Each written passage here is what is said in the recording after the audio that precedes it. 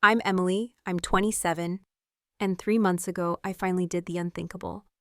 I walked away from my family, after years of being blamed for everything, from my dad's failing business to my sister's bad grades.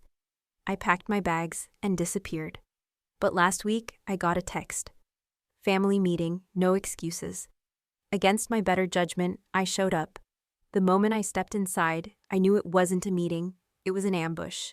My parents, my siblings, even my extended family, all waiting. And when my dad pointed at me and said, "You ruined our lives, Emily," I realized I was never supposed to escape. Before I share how I finally broke free from the blame, let me know where you're watching from.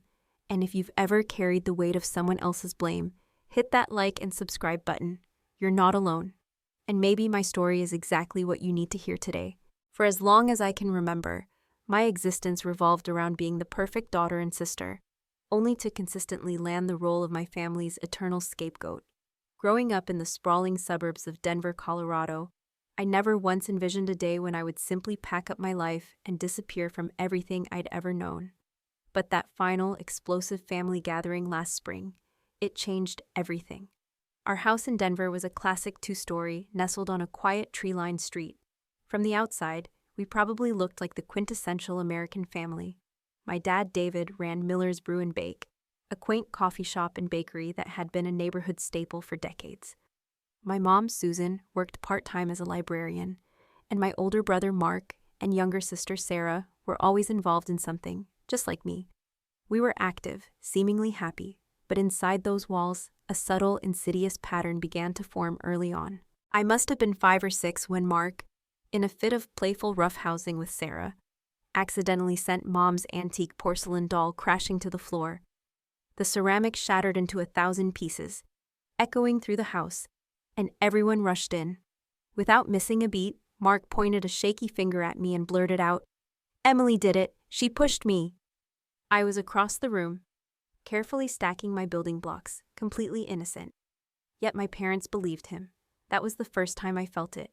That strange, empty ache of being blamed for something I didn't do. As the years drifted by, the pattern didn't just persist, it intensified. If my brother's grades took a nosedive, it was because Emily distracted him with her constant sketching. If the family budget felt strained one month, my expensive ballet lessons were somehow pinpointed as the problem, even though Mark's hockey gear cost nearly double. Whenever Dad had a rough day at the shop, I learned to make myself scarce, because any small action I took, or even my mere presence, seemed to trigger his temper. "Why do you always have to make everything about you, Emily?" became my mother's go-to phrase whenever I tried to defend myself. The hurt would well up inside me, a hot, bitter wave, but I would force it down, determined to prove my worth. I threw myself into academics, convinced that achievements, accolades, something tangible, might finally shift their perception of me. By high school, I was consistently maintaining a stellar 4.0 GPA, proudly serving as class president, and spending my weekends volunteering at the local animal shelter. Mr. Harrison, my guidance counselor, was the first adult who genuinely seemed to see me, not just a reflection of my family's anxieties. "Emily, you have such an incredibly promising future ahead," he told me during my junior year. "The University of Texas at Austin would be incredibly fortunate to have you." When I excitedly shared this news with my family over dinner that night, my father scoffed. "Don't get your hopes too high, Em. We simply can't afford fancy out-of-state universities, especially with Mark's tuition fund already stretched thin." "But I could get scholarships," I countered, my voice smaller than I intended, a faint tremor betraying my excitement. "Always dreaming too big," my mother sighed, waving a dismissive hand. "Maybe consider something a little more realistic, dear." Sarah rolled her eyes from across the table, muttering, "Drama queen." That night, I cried silently into my pillow, a practice I had perfected over countless similar disappointments throughout the years. Despite their complete lack of encouragement, I did get into the University of Texas at Austin, and with a substantial academic scholarship that covered most of the tuition. The night I received my acceptance letter, a thick envelope brimming with hope and possibility, I found my parents and siblings huddled in the living room, their expressions grim and drawn. "What's wrong?" I asked. The letter clutched tightly behind my back.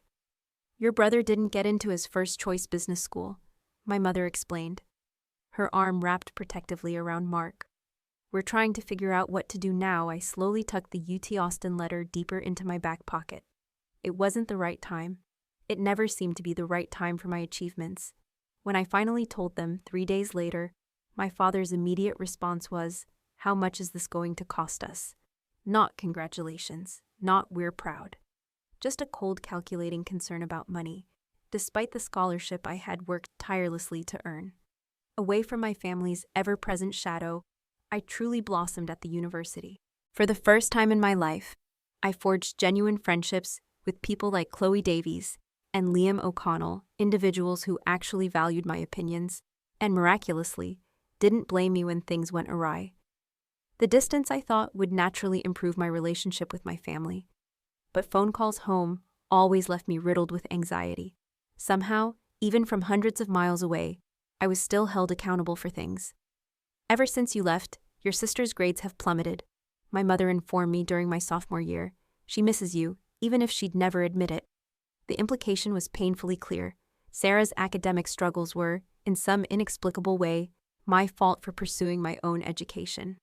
After graduating with honors, despite tempting job offers in Austin, a stubborn part of me still yearned for my family's approval, still clung to the desperate belief that I could somehow change the dynamic if I just tried hard enough.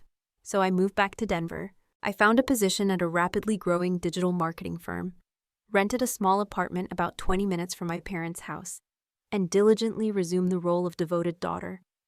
This included weekly family dinners, a tradition I once cherished, but now approached with a growing sense of dread. Marketing, my father had scoffed when I told him about my job. "So basically, you trick people into buying things they don't need?" Once, in a rare burst of courage at 24, I attempted to address the scapegoating directly. We were gathered for Sunday dinner, and I had just been blamed for my mother forgetting to buy key ingredients for dessert. Somehow, because I had called earlier to confirm what time I should arrive. "I've noticed something," I began, carefully setting down my fork, my voice barely above a whisper. "It seems like whenever something goes wrong, I get blamed for it, even when I have absolutely nothing to do with it." The silence that followed was deafening, heavy, and suffocating. "Are you serious right now?" Sarah finally retorted, her voice dripping with incredulity. "You're so incredibly self-centered, Emily. Always the victim," Mark added with a smug smirk. My father's face darkened, a familiar storm brewing in his eyes. "After everything we've done for you, Emily, this is the gratitude we get." My mother simply looked disappointed. "Emily, I truly thought you'd outgrown this attention-seeking behavior by now." I never brought it up again. By 27, I had been promoted to senior marketing strategist at my firm, a testament to years of hard work and dedication. After years of consistent therapy with Dr. Chen, I was slowly, painstakingly building boundaries with my family, while still attempting to maintain some semblance of a relationship.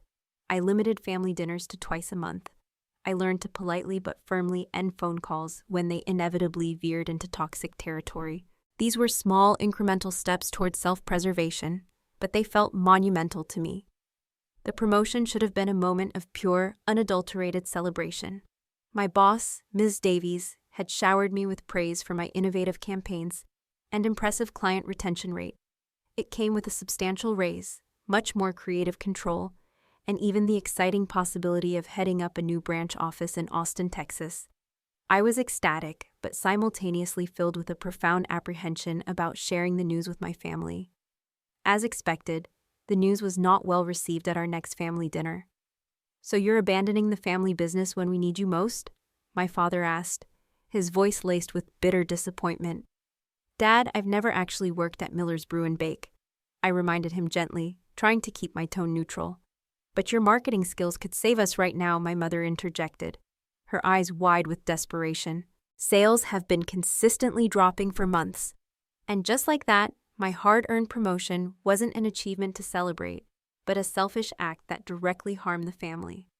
The familiar, crushing weight of unearned guilt settled heavily on my shoulders as I drove home that night, the city lights blurring through my tear-filled eyes. I wondered why I kept subjecting myself to this relentless treatment, while simultaneously feeling utterly unable to imagine cutting ties completely. Little did I know, circumstances were about to force my hand in ways I never could have anticipated. Miller's Brew and Bake had been a Denver fixture for nearly 30 years. My grandfather started it as a small corner coffee cart. My father expanded it into a beloved neighborhood bakery. It was always implicitly assumed that Mark would eventually take over the business. The shop specialized in artisanal coffees and intricate pastries, a niche market that had once been highly profitable but was increasingly challenged by corporate coffee chains and online delivery services.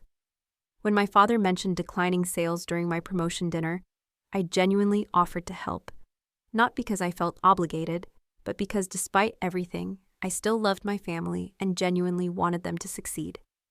I could update your website and run some targeted ad campaigns, I suggested, during a follow-up visit to the shop, offering my services free of charge, of course. My father's shoulders visibly relaxed slightly. That would actually be very helpful, Emily. For the next few months, I poured my evenings and weekends into the family business.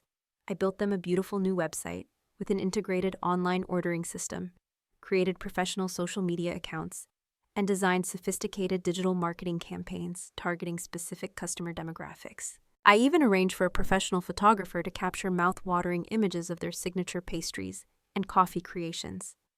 Sales began to improve, slowly but steadily.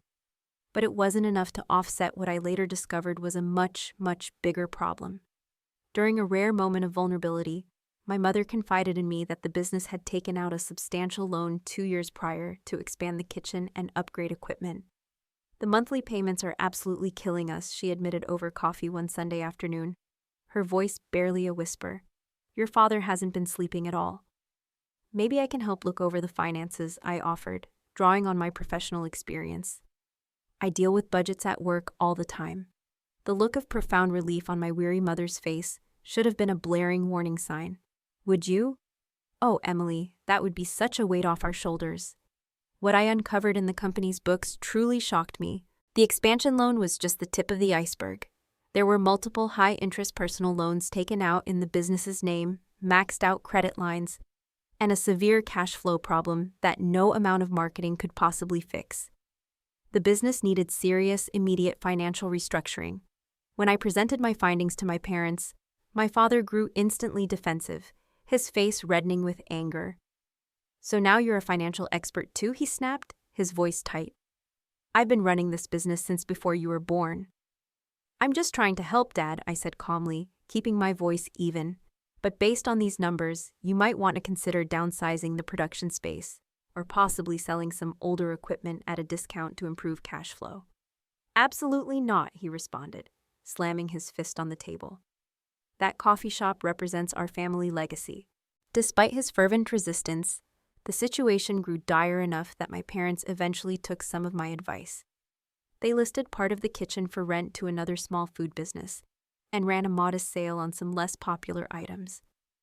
They also applied for a refinancing loan, which is where things took an incredibly complicated turn.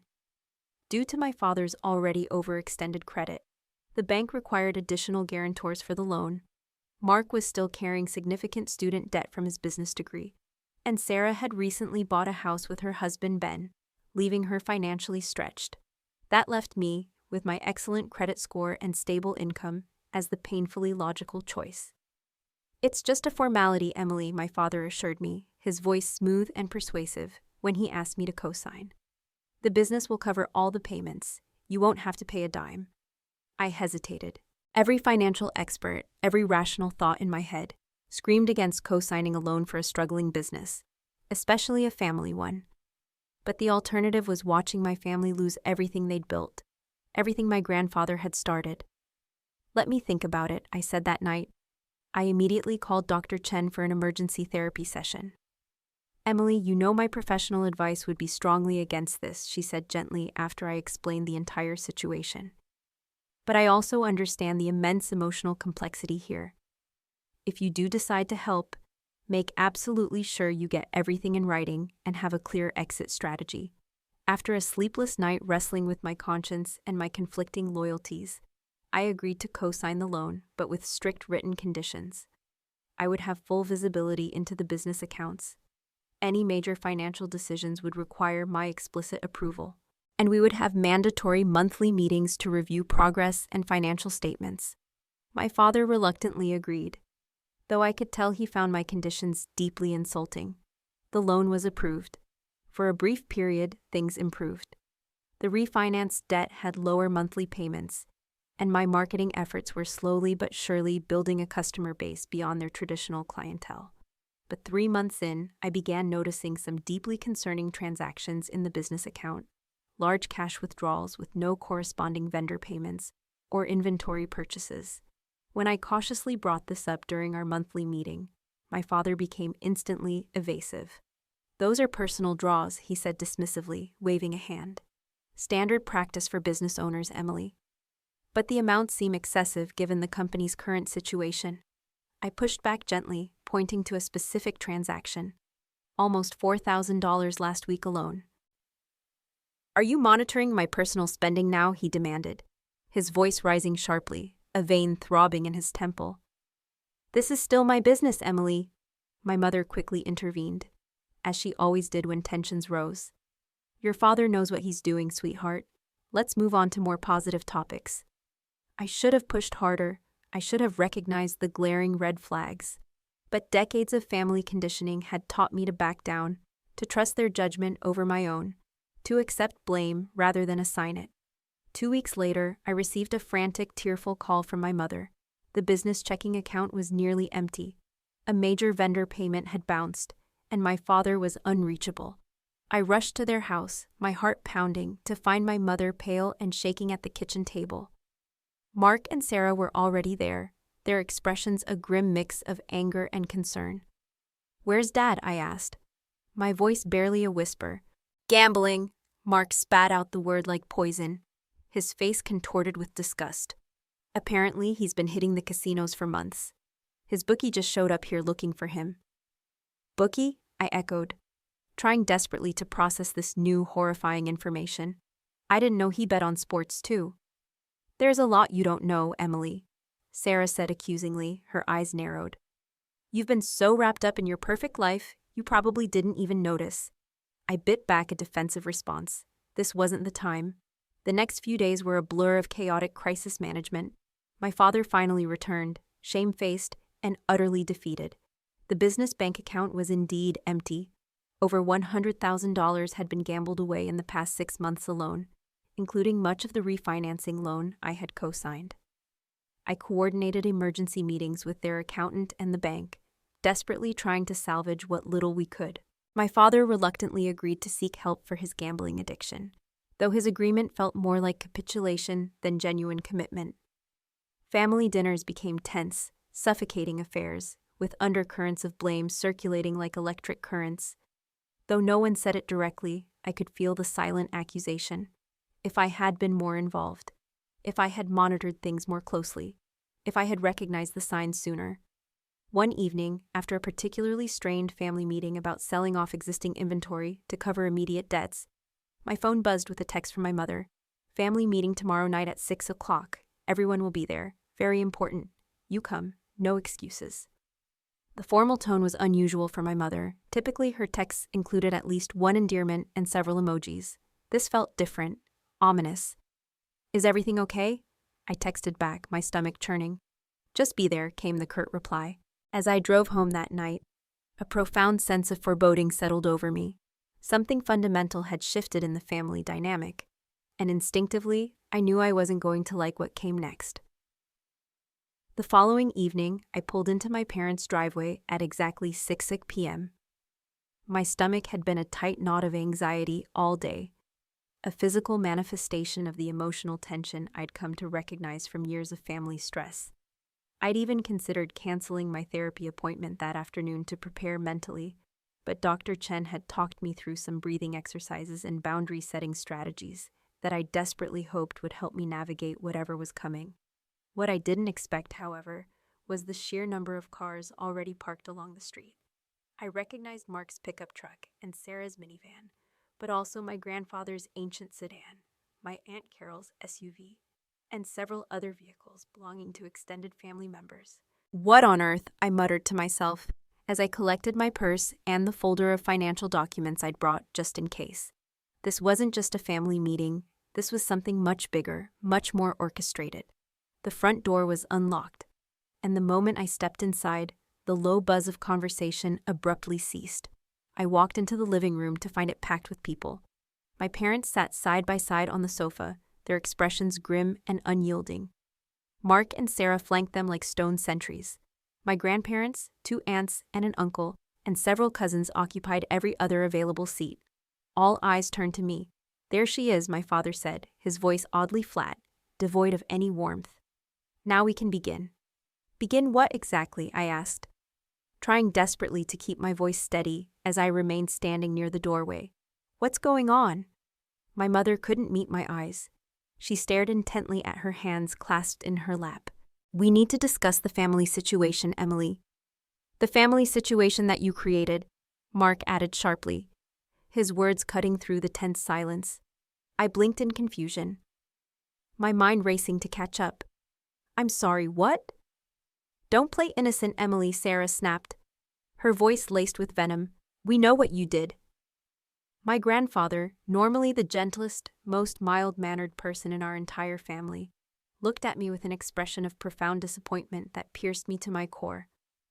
I never thought one of my own grandchildren would destroy what took generations to build. The sense of being ambushed, of walking into a premeditated trap, was overwhelming.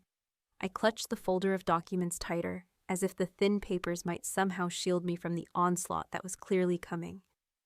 "I genuinely have no idea what you're talking about," I said, my voice smaller and more shaky than I intended. My father stood up then, his face flushed with a familiar, dangerous anger. "The website, Emily, the marketing campaigns, the help you so generously offered." "What about them, Dad?" My mind raced, trying to understand. "They destroyed our business," he shouted, making me flinch involuntarily. "You drove away our loyal customers with your modern nonsense. 30 years of reputation ruined because you had to show off your fancy marketing skills." I struggled to make sense of this utterly baseless accusation.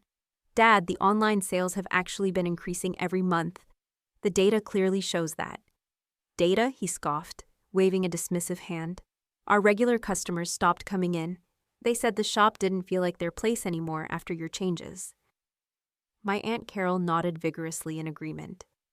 "My book club used to meet there exclusively. Now they go to Coffee Central instead. They said your website made Miller's Brew and Bake look too expensive and trendy." This was the first I had heard of any customer complaints, let alone such widespread dissatisfaction. "Why didn't anyone tell me this was happening?" I pleaded, my voice rising in desperation. "We could have adjusted the marketing approach." "We shouldn't have had to tell you," my mother interjected, finally looking up, her eyes wide with what looked like righteous indignation. "You're supposed to be the expert." The accusations continued, each family member adding to the growing pile of blame. The website had attracted the wrong kind of customers. The social media posts weren't traditional enough. My suggestion to offer some more modern, vegan-friendly pastries alongside their classic designs had diluted the brand. I tried desperately to defend myself with facts. The sales reports showed overall growth, the customer demographics had expanded, not contracted, and the profit margins on the new items were actually higher than on the traditional pieces. But no one was listening. Each time I opened my mouth, someone would talk over me, dismiss me, or twist my words until they became unrecognizable. Then came the financial accusations. "You advised us to take out that refinancing loan," my father bellowed, conveniently forgetting that it had been his idea from the start, a last-ditch effort he'd begged me to help with. "Now we're deeper in debt than ever." "You were already in debt because of the gambling, Dad," I reminded him, the words escaping my lips before I could stop them. Immediately regretting bringing up this painful, deeply shaming point, the room went deadly silent for a single agonizing moment. "How dare you?" my mother whispered, her voice trembling with barely restrained fury.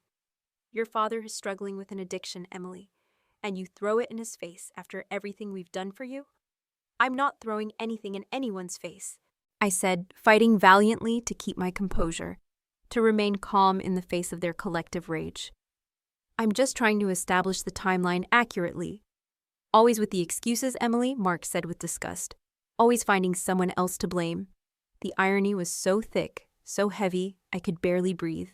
They were blaming me for blaming them for blaming me. "What about the loan conditions?" Sarah added, her voice sharp. Dad couldn't make a single business decision without your approval. You basically handcuffed him. Those conditions were put in place to protect everyone involved, including me as a co-signer, I explained, opening my folder to reveal the agreement we'd all signed. Dad agreed to these terms. Under duress, my father shouted, his face contorted. What choice did I have? The business was struggling, and you held your precious credit score over my head. I looked around the room, desperately searching for just one sympathetic face, one hint of understanding, but I found none. Even my grandmother, who used to slip me extra cookies when no one was looking, sat with her lips pursed in stern disapproval. The accusations kept coming, a relentless barrage, expanding beyond the business failures to encompass, apparently, every single family problem of the past decade. My moving away for college had broken the family apart. My constant criticism had worn down my father's confidence. My selfish career ambitions had deprived the family business of my marketing skills until it was too late. I remembered Dr. Chen's calming advice about setting firm boundaries. I understand you're all upset, I said, trying one last time, my voice trembling slightly. But these accusations aren't fair or accurate. I tried my absolute best to help while maintaining my own career. Your best? My father laughed, a harsh, bitter sound. Your best has ruined us, Emily.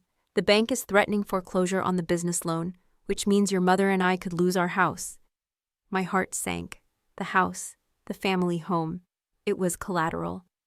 Of course it is, Mark said, his voice dripping with contempt. Not that you'd care.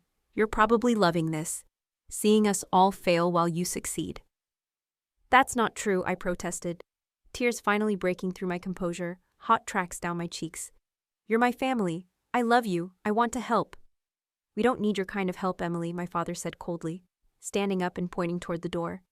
His finger, accusatory and firm, was etched into my memory. You've done enough. You ruined our lives, Emily. Get out. And don't come back. The words hit me like physical blows, each one a hammer strike to my chest.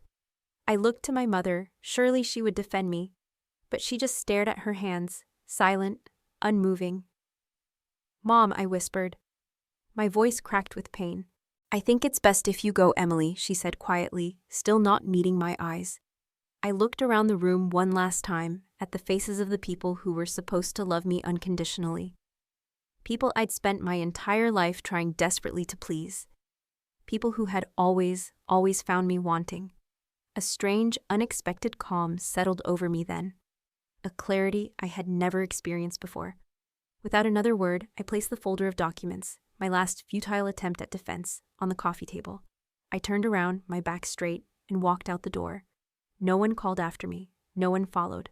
As I drove away from my childhood home, tears streaming down my face, blurring the familiar streets, I had no idea that this moment of utter devastation would actually become the very first step toward my profound liberation. The drive home from my parents' house that night remains a blur in my memory. Somehow, I navigated the familiar streets of Denver on autopilot, tears making the traffic lights blur into halos of color. By the time I reached my apartment, my hands were shaking so badly I dropped my keys twice before managing to unlock the door. Inside, I collapsed onto my couch. The crushing weight of what had just happened pressing down on me. My entire family, extended relatives included, had unanimously declared me the villain of their collective story, the architect of their downfall, the person who had ruined everything. You ruined our lives. Get out! My father's words echoed in my mind, each repetition like a freshly twisted dagger. Sleep was impossible that night. I paced my small apartment, replaying not just the horrifying confrontation, but every memory I could summon from childhood to the present. The pattern was so clear now, so glaringly obvious, that I couldn't understand how I'd missed it for 27 years. Or perhaps I hadn't missed it at all. Perhaps I'd simply accepted it as my due, internalized the insidious idea that somehow I deserved to be the family scapegoat. I remembered my 10th birthday party, summarily canceled because Mark had a hockey game the same day. Why do you always have to make everything about you? My mother had asked when I cried. As if my simple wish to celebrate my birthday on my actual birthday was selfishness incarnate. I remembered my high school graduation, how my family had arrived late and left early because Sarah wasn't feeling well. They missed my valedictorian speech entirely, then complained on the drive home about the wasted afternoon when I'd been just one of hundreds of students. I remembered Christmas 2 years ago when I'd spent weeks selecting thoughtful, personalized gifts for everyone, only to receive a generic grocery store gift card that still had the activation receipt attached, showing it had been purchased that very morning. When I tried to hide my profound disappointment, Mark had accused me of being ungrateful and impossible to please. As dawn broke, painting the sky in soft hues of pink and gold, I found myself at my small dining table with a notebook, methodically documenting every single instance I could recall when I'd been unfairly blamed or scapegoated. The list stretched to 4 pages, front and back, and these were just the incidents significant enough to stand out vividly in my memory. For the very first time, I allowed myself to feel the full, crushing magnitude of the injustice, not just disappointment or hurt, but genuine, simmering anger. Anger at my family for their cruel, relentless treatment of me, and perhaps more powerfully, anger at myself for accepting it for so long. And beneath the anger, something else was stirring. A fragile sense of possibility, a question I'd never dared to ask before. What if I just left? Not just physically walked away, as I had last night, but truly, completely extricated myself from this toxic family system. Cut contact entirely, started fresh, built a life where I wasn't perpetually crouching in anticipation of the next unfair accusation. The thought was simultaneously terrifying and exhilarating. I called my boss, Ms. Davies, and requested a week of emergency vacation, citing a family crisis. True enough, she said, concern evident in her voice. Take all the time you need, Emily. And listen, that Austin position is still very much on the table if you're interested. We could fast-track the transfer. My heart skipped a beat, a surge of adrenaline coursing through me. I might be. Can I let you know by the end of the week? Absolutely. Take care of yourself. I spent that day in a strange, hyper-focused daze, researching everything it would take to uproot my entire life. I called my landlord to inquire about breaking my lease, 1 month's additional rent as a penalty. I researched apartments in Austin. They were more expensive than Denver, but not prohibitively so. I meticulously calculated my savings, enough to cushion the transition. The most difficult decision by far was regarding my phone number, which my family had used to contact me my entire adult life. Changing it felt like a drastic, irreversible step, a complete severing of connections. But as I scrolled through recent text exchanges with my parents and siblings, seeing the relentless pattern of guilt trips, demands, and subtle put-downs, I knew it was absolutely necessary. I visited my bank to ensure my accounts were secure and solely in my name. I gathered all my important documents: birth certificate, social security card, passport, advanced degrees, and placed them carefully in a fireproof lockbox. I made lists of what to pack, what to sell, what to donate. Through it all, a small, persistent voice in the back of my mind kept asking if I was overreacting, if I was making a colossal mistake, if family, however dysfunctional, was still family and therefore worth preserving at all costs. To quiet that voice, I scheduled an emergency session with Dr. Chen. Emily, what you're describing is a classic scapegoating dynamic, she confirmed after I'd related the entire confrontation and its agonizing aftermath. Your family has collectively decided that you are solely responsible for all their problems, which conveniently allows them to avoid taking any responsibility themselves. So I'm not crazy? I stammered, tears welling up. I'm not overreacting? She shook her head firmly, her gaze unwavering. No, Emily. Based on everything you've shared over our years of therapy, this pattern is deeply, deeply entrenched. The unified front you encountered suggests they are deeply invested in maintaining it.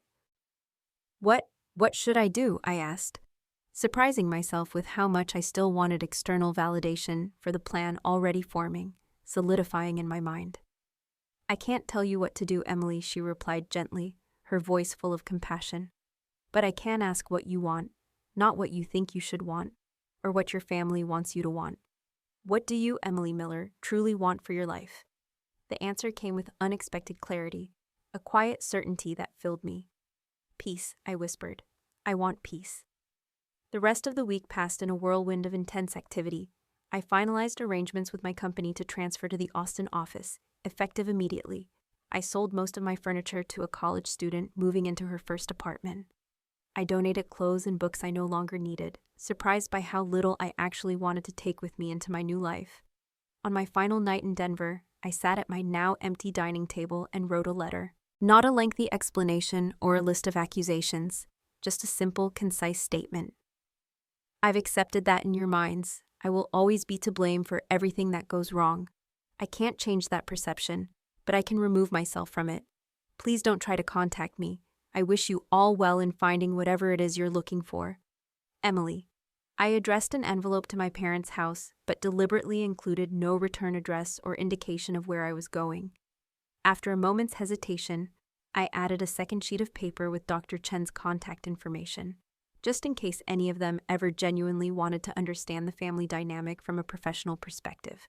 I doubted they would use it, but it felt important to leave that door, however slightly, ajar. The following morning, I mailed the letter, turned in my apartment keys, and loaded the last few items into my car.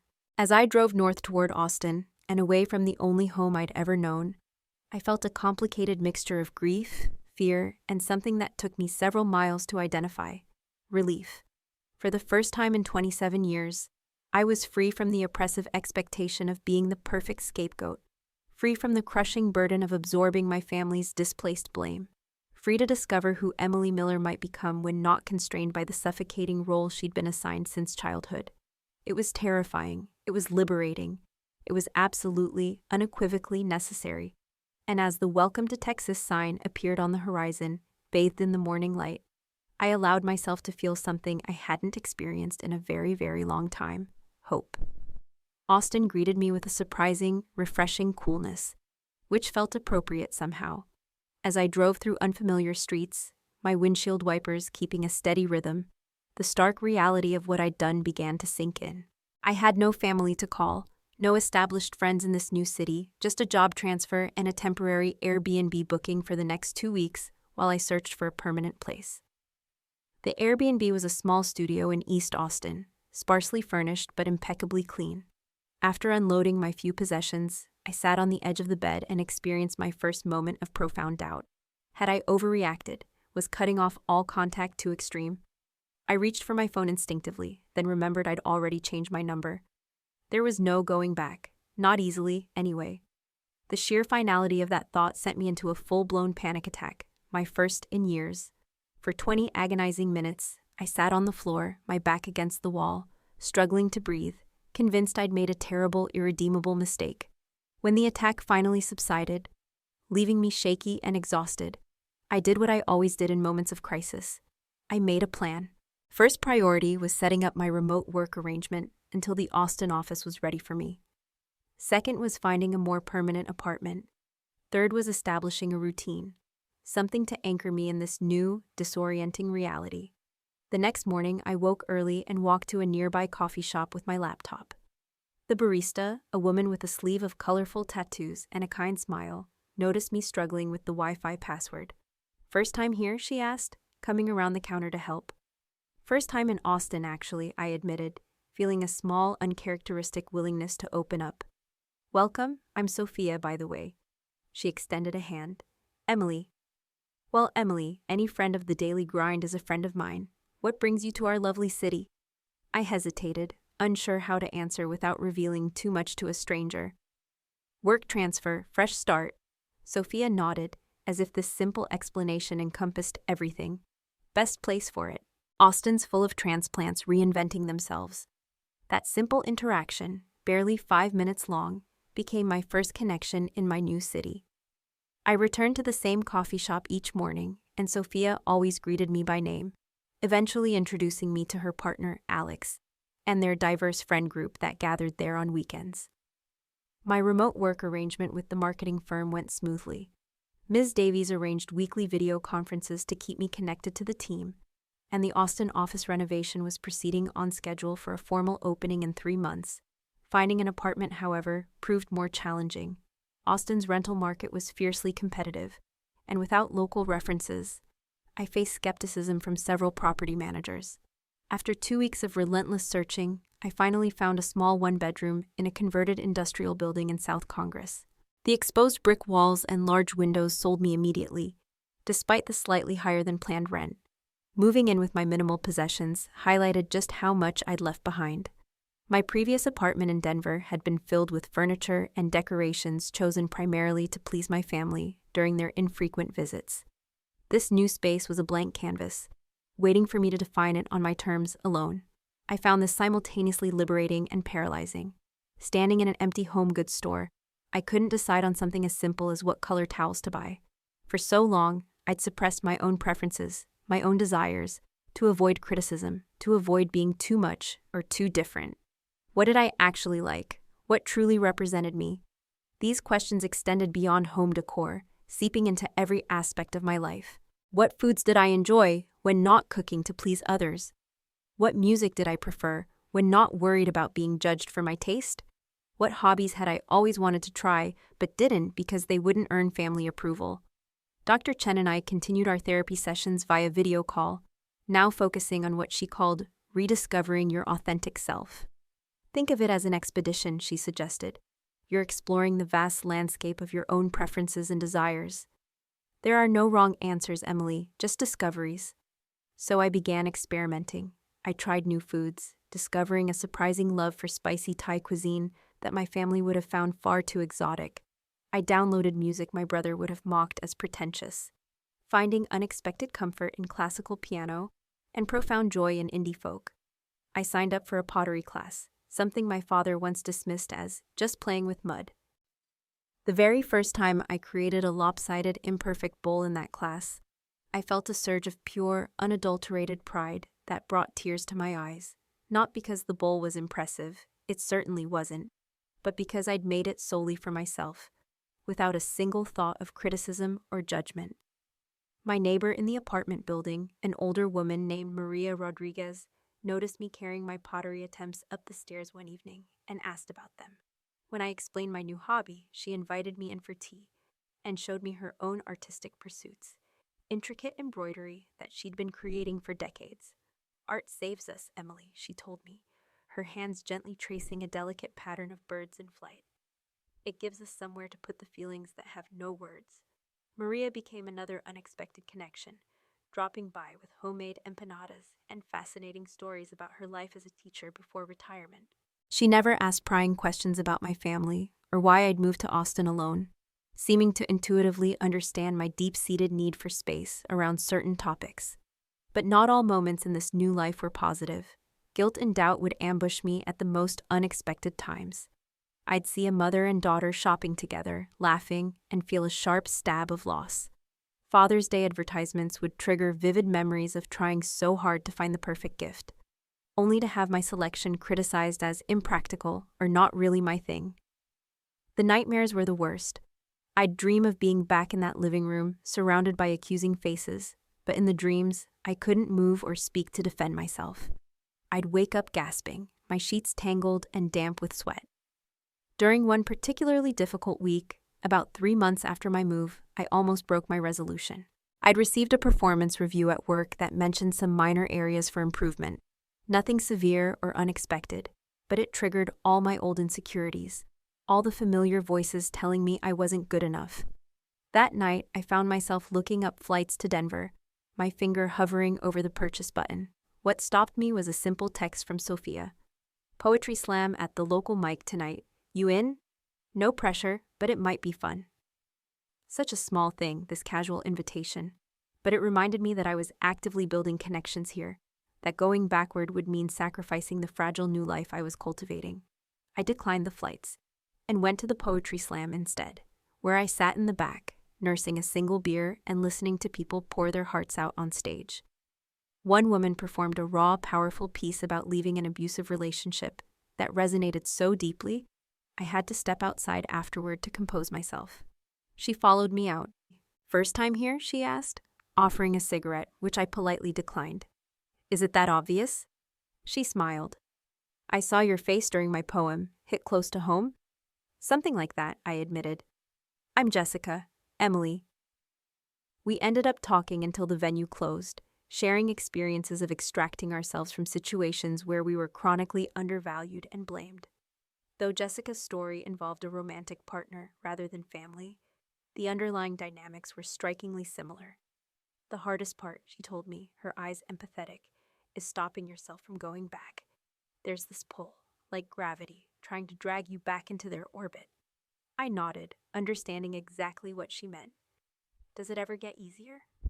Every day, she said, her voice firm. Each morning you wake up and choose yourself is a victory. Eventually, those victories stack up until they outweigh the pull. As spring turned to summer, those victories indeed began to accumulate. I started joining Sophia's friend group for hikes in the surrounding hills. I took weekend road trips to explore the Texas Hill Country. I volunteered at a local animal shelter, finding profound comfort in the unconditional affection of the dogs and cats awaiting adoption. The formal opening of our Austin office marked another significant milestone. Ms. Davies flew in for the event, and after the official ceremonies, she pulled me aside. "You seem different, Emily," she observed, her gaze perceptive. "More confident somehow." "Do I?" "Definitely. Austin agrees with you." She studied me for a moment, a knowing look in her eyes. "Whatever you left behind in Denver, Emily, I'm glad you did." I didn't correct her assumption that it was a what, rather than a who, I'd left behind. But her observation confirmed what I'd begun to feel myself. I was changing, growing in ways that would have been impossible within the stifling confines of my family's expectations. That night, I looked at myself in the mirror and truly, for the first time, saw the person looking back. The constant tension in my shoulders had eased. The perpetual crease between my brows had softened. My eyes held a clarity that had been absent before. "Hello, Emily," I whispered to my reflection. "Nice to finally meet you." That night, for the first time since arriving in Austin, I slept soundly through the night without any nightmares. Exactly 1 month after leaving Denver, I finally felt settled enough in my new life to get a new phone. My temporary burner phone had served its purpose, allowing essential communications without creating a path for my family to reach me. Now, with a permanent address and growing stability, I was ready to reclaim this aspect of modern life. The salesperson at the phone store was enthusiastically explaining the features of the latest model when I interrupted with a question. "Would it be possible?" I asked, my heart pounding with a mixture of dread and morbid curiosity, "to check if there are any missed calls or messages on my old number before I fully disconnect it?" He looked uncertain. "That's unusual, but I think we can probably do that. You'd need to verify your identity, of course." An hour later, with the proper paperwork completed, I sat in the store's back room, staring at a computer screen displaying the activity on my old number. My heart pounded against my ribs as I slowly scrolled through the list. 53 missed calls, 26 voicemails, 89 text messages. All from my family, starting the day after the confrontation and continuing with increasing frequency. The most recent had come just yesterday. "Would you like to listen to the voicemails?" the technician asked, his voice gentle. I nodded, my mouth too dry to speak. The first few messages were laced with anger. My father demanding I stop this childish behavior and call home immediately. My mother's voice was tight with restrained fury, saying I was making everything worse by disappearing. Mark called me selfish and dramatic. But as the weeks progressed, the tone changed. Confusion replaced anger. Where was I? Why wasn't I at my apartment? Had I really left Denver? My mother's voice grew tearful, expressing worry while still maintaining I was punishing the family unfairly. The final messages from the past week were different again. My father's voice was subdued, almost pleading. "Emily, please call. We need to talk about the business. Things have developed." My mother was openly crying, saying she missed me and just wanted to know I was safe. Even Sarah, who had rarely contacted me directly before, left a message. "It's bad, Emily. Whatever you're mad about, this is bigger. Please call." I sat in stunned silence when the last message finished playing, the echoes of their voices hanging in the air around me. "Would you like the text messages printed out?" the technician asked, pulling me back to reality. "Yes, please," I managed to say. Reading through the printed text revealed a similar harrowing progression, from initial anger to desperate worry to something approaching utter desperation. The most recent text from Mark simply said, "Dad's been arrested. Please, Em, we need you." Arrested? My head spun with a dizzying rush of questions and conflicting emotions. Part of me, the part that had spent years as the family scapegoat, felt a strange vindictive satisfaction. But another part, the daughter who despite everything still loved her father, felt a profound, unsettling concern and a deep confusion. I left the phone store with my new phone, the printouts of texts clutched tightly in my hand, and a storm of emotions I couldn't quite sort through. Back in my apartment, I spread the papers across my kitchen counter, trying to piece together what on earth had happened in my absence. The text contained vague references to bank investigations, fraud charges, and asset seizure, but no clear, coherent explanation of what exactly had occurred. I was tempted to call, to finally break my silence, to demand answers, but something held me back. The searing memory of that living room full of accusers was still too raw, too painful. Instead, I did something I'd avoided for months. I logged into social media.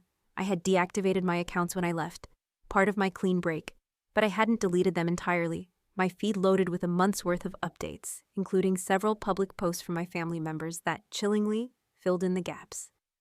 Miller's Brew and Bake had failed completely, closing its doors 3 weeks after I left. My father was indeed facing criminal charges, not just for gambling away business funds, but apparently for submitting fraudulent information on multiple loan applications over the years. A post from Sarah, written in a bitter, accusatory tone, included a cutting comment about the bank taking everything because someone co-signed a loan, then abandoned us. A transparent, infuriating attempt to shift blame onto me again. But the comment section below her post told a refreshingly different story, with several former employees and family friends pointing out that the business had been in trouble long before the final loan, and that my father's gambling had been an open secret in certain circles for years. I closed the laptop, overwhelmed. The narrative my family had so carefully constructed, the one where I was solely responsible for everything, had publicly unraveled. The truth was exposed for anyone to see. This should have felt like vindication, a moment of triumph, but instead I felt hollow. Dr. Chen's words from our most recent session echoed in my mind. Vindication rarely feels the way we expect it to. I was still processing this seismic information the next day when my work phone rang with an unfamiliar Denver number. Emily Miller, I answered professionally, my heart quickening. Finally, Sarah's voice came through, strained and desperate. Do you have any idea how many marketing firms I've called trying to find you? My pulse quickened. How did you get this number, Sarah? It doesn't matter. You need to come home right now. Dad's case goes to court next week, and the lawyer says we need character witnesses. Plus, the bank is asking questions about that loan you co-signed. No hello, no how are you, no apology, just demands and implicit accusations. The same old pattern. Sarah, I said carefully, my voice firm. I'm not coming back to Denver. What? Of course you are. This is family. The same family that told me I ruined their lives and to get out, I retorted, a bitter laugh escaping my lips. There was a long, awkward pause on the other end. That was just Dad being upset. You know how he gets. I do know, Sarah. I've always known. That's why I left. So you're just abandoning us when things get hard? She pressed, her voice rising in disbelief. Real mature, Emily. The familiar, insidious pattern of blame threatened to pull me back in, to drag me down into the same old emotional quicksand. But this time, I held firm. I didn't create the situation, Sarah. Dad's gambling and financial decisions did. I'm sorry he's in trouble, but I can't fix this. You're part of this, whether you like it or not, she insisted, her voice shrill. Your name is on that loan.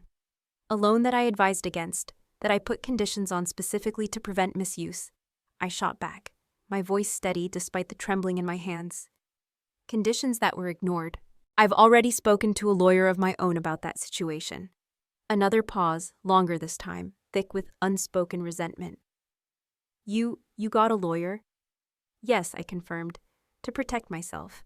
The bank already has my statement regarding the circumstances of the loan and my father's concealment of his gambling addiction. So you're testifying against Dad. Her voice rose in utter disbelief, tinged with betrayal. I'm telling the truth, Sarah, I said, my voice quiet but firm. Something our family has never been very good at. The conversation deteriorated rapidly from there, with Sarah cycling through all the familiar tactics: guilt trips, accusations, emotional manipulation. When none of these worked, she finally resorted to threats. Fine, stay away if that's what you want. But don't think you can just start over with a clean slate. We know where you work now. Don't be surprised if your boss gets some Interesting information about her new employee. A chill ran through me, cold and sharp. Are you threatening me, Sarah? I'm just saying actions have consequences. You turned your back on family. That means you're not protected anymore. After the call ended, I sat at my desk, shaking. The old Emily would have panicked. She would have capitulated immediately, desperate to prevent whatever vague, unspecified harm Sarah was threatening. But the person I was becoming, the new Emily, recognized this for what it was. A desperate, pathetic attempt to maintain the familiar family dynamic, to drag me back into the suffocating role of scapegoat. Instead of giving in to fear, I walked directly to Ms. Davies's office. Do you have a minute, Ms. Davies? I asked from her doorway, trying to project a calmness I didn't feel. Of course, Emily. Come in. What's up? I closed the door behind me and took a deep, fortifying breath. I need to tell you something about why I left Denver. For the next half hour, I laid out the entire messy situation with my family.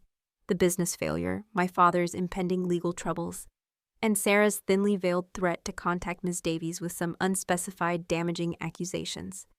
When I finished, Ms. Davies leaned back in her chair, her expression thoughtful.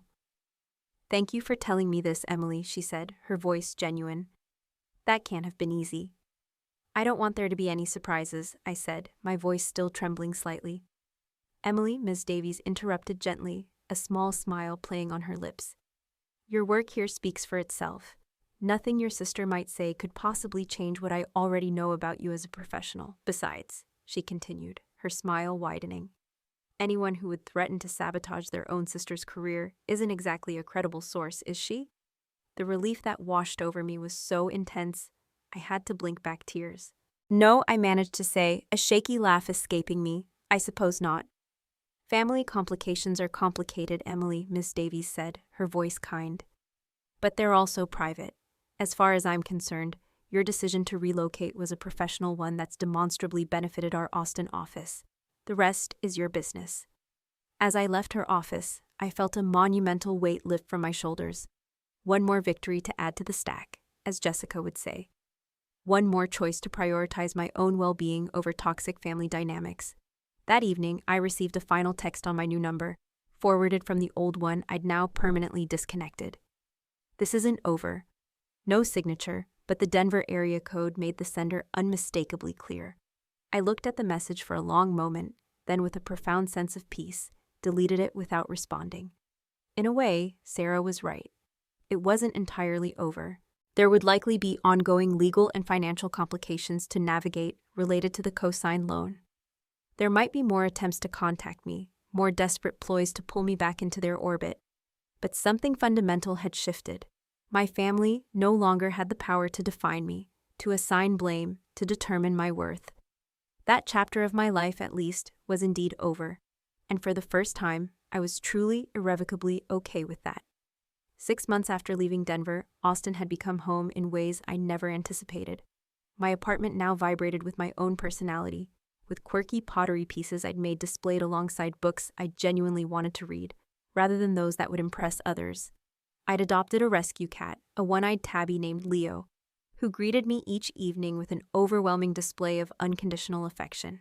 My circle of friends had expanded beyond Sophia and Maria to include fellow volunteers from the animal shelter, members of a hiking group, and dynamic colleagues from the now thriving Austin office. I'd found my rhythm, my voice, my profound sense of peace.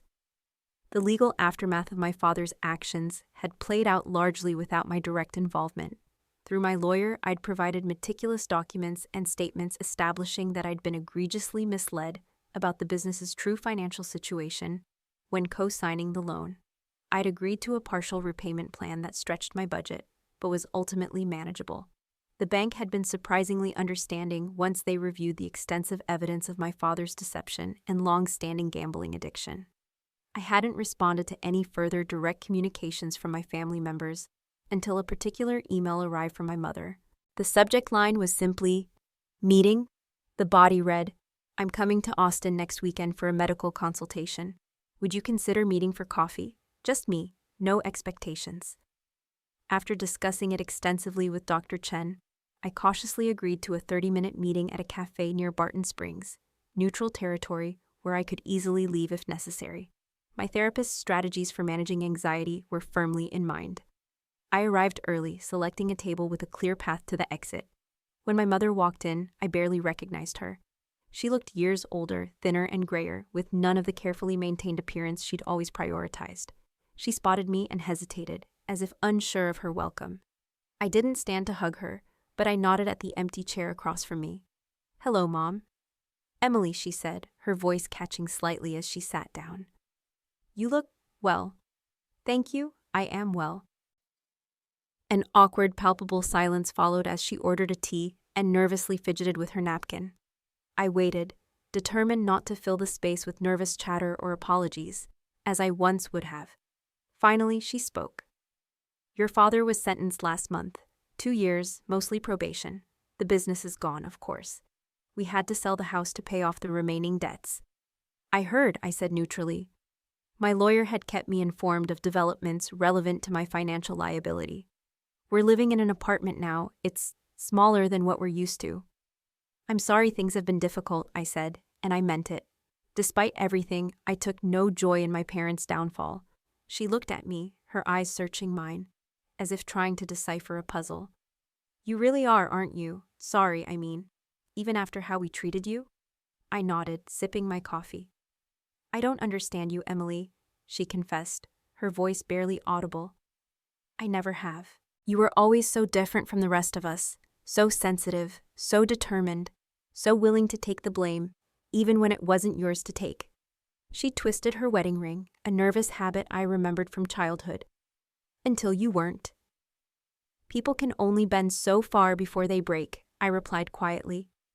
"Or," I added, meeting her gaze, "before they stand up straight." "Is that what you did? Stand up straight?" "Eventually." Another silence descended, but this time it felt less tense, almost contemplative. "I wanted to blame you when you left," she admitted, her voice soft, vulnerable. "It was easier than facing the truth, about your father, about the business, about my own part in it all." I blinked in surprise. This acknowledgement, however small, was unprecedented. "Sarah still blames you," she continued. "Mark too, somewhat. It's easier than accepting that our family had problems long before the business failed." "And you?" I asked, holding my breath, daring to hope. She looked down at her tea, stirring it slowly. "I've had a lot of time to think, too much time maybe, and I've realized that we did to you what my family did to me. I was the difficult one, the too sensitive one, the one who couldn't take a joke." She met my eyes briefly before looking away again, a flicker of raw pain in her gaze. "I promised myself I'd never do that to my children, but somehow we fell into the same pattern." It wasn't quite an apology, not in the traditional sense, but it was more self-awareness than I'd ever witnessed from her. "What happens now?" I asked, looking at her, truly seeing her, perhaps for the first time. "I don't know," she admitted, her shoulders slumping slightly. "That's up to you, I suppose. I didn't come here with expectations. I needed to see that you're okay." "I am okay," I confirmed. "Better than okay, actually." "I can see that." A faint, genuine smile crossed her face. "You have a light about you that wasn't there before. In Denver, you always seemed dimmed somehow."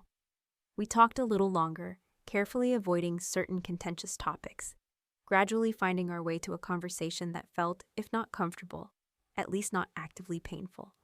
When our agreed-upon 30 minutes were up, I signaled for the check. "Would you—" She hesitated, looking at me earnestly. "Would you be open to talking again sometime? Maybe phone calls to start?" I considered this carefully. I wanted to be honest, but also protect my newfound peace. "I'd be open to occasional calls," I said carefully, choosing my words precisely.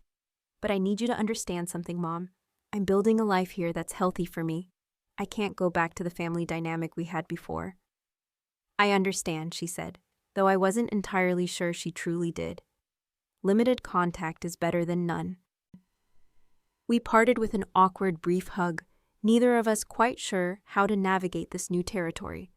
Over the following months, we established a cautious pattern of communication, short phone calls every few weeks, neutral topics at first, gradually expanding to include more personal subjects as a fragile trust slowly rebuilt. She never pushed for more than I was willing to give, which itself represented a significant, monumental change. My father, in contrast, remained unapologetic. When he finally called 6 months into his probation, his version of reconciliation involved suggesting I return to Denver to help rebuild the family name through a new business venture he was considering. "I don't think that would be healthy for either of us, Dad," I said gently, recalling Dr. Chen's exact words on the subject. "Still holding grudges, I see," he replied bitterly, a familiar edge in his voice. "I thought you were the forgiving one in the family." "Forgiveness doesn't mean putting myself back in a harmful situation," I explained. "I can forgive you and still maintain my boundaries." He scoffed. "Boundaries? That's therapist talk." "Yes, it is," I acknowledged, my voice calm. "And therapy has helped me understand a lot about our family dynamics. So now I'm some psychology case study? Perfect. More blame." I recognized the old pattern trying desperately to reassert itself, and I firmly refused to engage. "I'm not blaming you, Dad. I'm just saying I found a healthy path forward for myself, and I need to stay on it."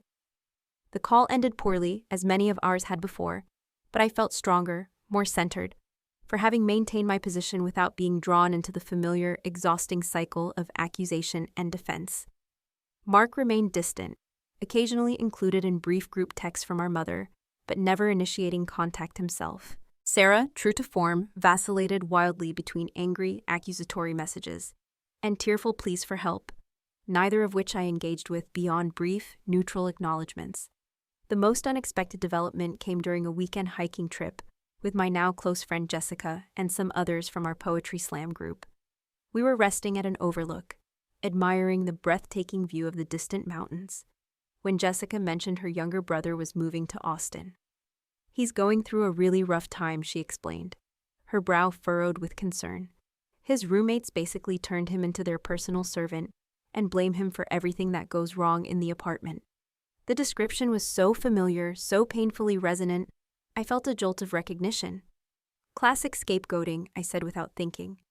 "Exactly," she exclaimed, her eyes widening. "I've told him he needs to get out of there, but he keeps making excuses about loyalty and friendship." She looked at me thoughtfully. "Would you maybe talk to him when he visits next weekend? You're the only person I know who really understands what it's like to extract yourself from that kind of situation." The request caught me off guard. My own journey was still ongoing, my healing incomplete. Who was I to advise someone else?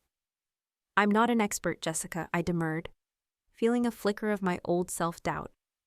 "You're the most expert person I know on this specific topic," Jessica insisted, a gentle but firm look in her eyes. "Just coffee, no pressure. But I think hearing from someone who's been there could really help him." So the following weekend, I found myself across a cafe table from Jessica's brother, Michael, a soft-spoken young man who reminded me painfully of myself 2 years earlier. He described situations that echoed my own experiences, the same insidious patterns of blame and emotional manipulation, the same gradual erosion of self-worth. "I know I should probably move out," he concluded, running a hand through his hair, a defeated look in his eyes. "But they're my friends. We've been through a lot together, and maybe I am too sensitive, you know? Maybe I do need to try harder." "I recognize that self-doubt," I said, my voice gentle, empathetic. "That internalized blame. Can I share something I've learned the hard way?" He nodded, his gaze fixed on mine. "Relationships should make you feel valued, Michael, not diminished. They should be reciprocal, not one-sided. And most importantly, when someone shows you who they are through consistent behavior, believe them the first time." "But what if it's my fault?" he asked, the familiar question that had kept me trapped for years. "Even if you have things to work on, which we all do, that doesn't justify being treated as the universal scapegoat," I explained, leaning forward slightly. "Real friends, real family, help you grow. They don't tear you down to build themselves up." We talked for over 2 hours, well beyond our planned meeting time. By the end, he wasn't ready to make any immediate decisions, but he had questions. He had perspective. And he had resources I wished I'd had when facing my own situation. As I walked home afterward, a profound sense of purpose filled me. My painful experience, rather than being simply something to overcome, had given me insight that could potentially help others. The scapegoat's journey, typically a solitary one, could perhaps be a little less lonely if those of us who had walked it shared our maps. This realization became a turning point in my healing process. I began volunteering with a support group for adults from dysfunctional families, eventually facilitating sessions that provided the validation and strategies I'd had to discover on my own. A year after leaving Denver, I stood on the Austin waterfront, watching ferries cross the Sound, the sun glinting off the water. I reflected on how far I'd come. The pain hadn't disappeared entirely, it probably never would, but it no longer defined me. I'd built a life filled with genuine connections, meaningful work, and hard-earned wisdom. My phone buzzed with a text from my mother. "Thinking of you today. Hope you're well." Simple, no demands, no guilt. A small, tentative sign of progress. I typed back, "I am. Thank you. Hope you are too." Standing there, watching the water reflect the afternoon sun, I understood that healing isn't about perfect resolution or dramatic reconciliation.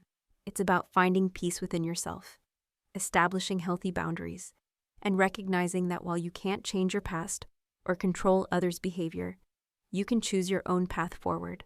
Family healing is possible, but it requires everyone's effort, not just the sacrifice of the scapegoat. Some relationships may transform and grow. Others may need to remain distant for your well-being. Both outcomes can be part of a healthy, fulfilling life.